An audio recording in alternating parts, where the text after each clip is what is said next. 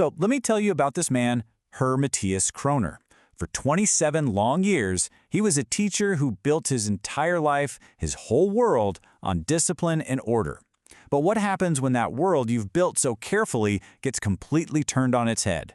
We're going to look at how his certainty was built, piece by piece, and then watch it all come tumbling down. You see, Herr Kroner's life was, well, a masterclass in control. Everything, from his apartment, which was ridiculously organized, to his meal schedule, was done by the book. And at the Königlichisches Gymnasium, the school where he taught, he was this figure of authority. You know, he didn't measure his success by how much his students liked him. No, not at all. He measured it by how much they feared him. Now you might think, wow, what a tyrant. But in his head, it was the total opposite. For Kroner, this strict discipline, this order, he actually saw it as a form of kindness. He truly believed it was his job, his duty, to build this structure for his students, to protect them from what he saw as a messy, chaotic world. And here's a wild thought.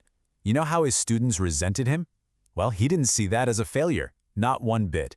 He saw their resentment as proof that his methods were working. To him, their fear was the ultimate sign of his effectiveness. It meant he was building character. This right here, this quote was basically his entire philosophy in a nutshell. He was absolutely convinced that to maintain authority, you had to keep your distance. Getting close, being friendly, in his mind, that would just undermine the control he thought was so essential for a proper education. All right, so you've got this man who's like a fortress of rules. What could possibly shake a worldview that rigid? Well, the answer is a place, a little theater called the Lichtspielhaus Aurora. And when Kroner finds out his students are hanging out there, he doesn't go because he's curious. Oh no. He goes there to restore order, to confront this disruption to his world. And the moment he steps inside, the difference is just jarring. It's like night and day. The gymnasium, his world, was all about silence, order, and his authority. But the Aurora? It was the complete opposite. It was filled with laughter, with intimacy, and this raw, unguarded honesty that was just totally alien to him.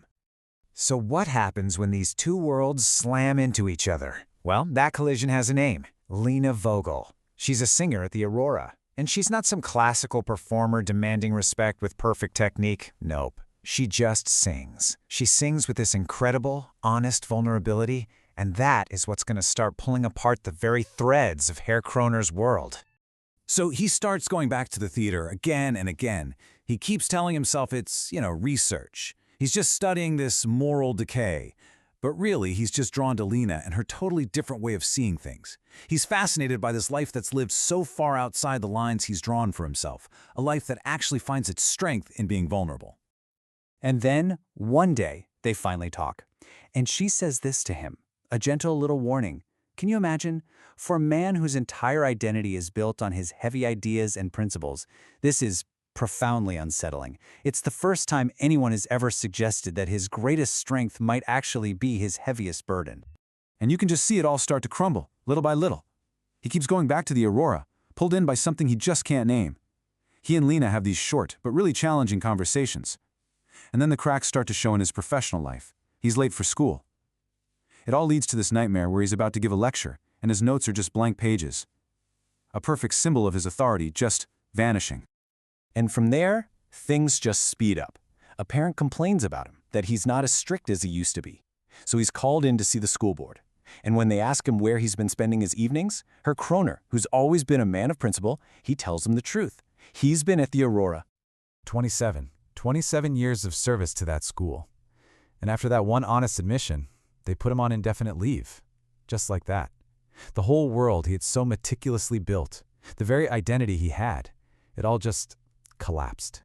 So he goes to Lena, probably looking for a little sympathy, right? For someone to agree that this was a huge injustice.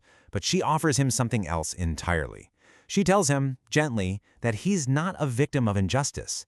He's a victim of his own rigid beliefs. The world just refused to obey his rules, and that was the real source of his pain. So, what do you do when your title, your routine, your whole identity is stripped away? For Kroner, he's lost. His orderly life falls into complete chaos. And eventually, he takes a job as an assistant at the Aurora, the very place that ruined him. Now he works there in total anonymity, sweeping floors, arranging chairs.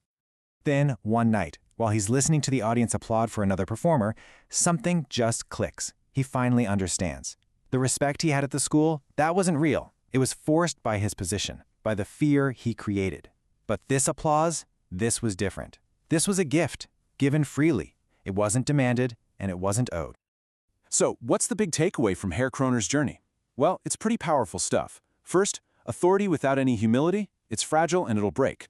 Second, discipline without any self-awareness, it just turns cruel. And finally, if you build your whole identity on being in control, what happens when you lose it? The whole thing just collapses. And that's really where our story finds its true ending. Years later, we see an elderly Kroner who has found peace. Not because he rebuilt his old world of order, but because he finally learned to live without demanding it. He discovered that real dignity doesn't come from being obeyed. It comes from the quiet, difficult work of understanding yourself long after the applause has faded away. Thank you for listening. See you in the next episode. Please note that all names used in this story are fictional. Any resemblance to real individuals is purely coincidental. To listen to the next exciting story, please subscribe. Please share the story in your contact and give us your feedback in the comments section. Once again, we look forward to welcoming you to the next episode of Neverland Syndrome.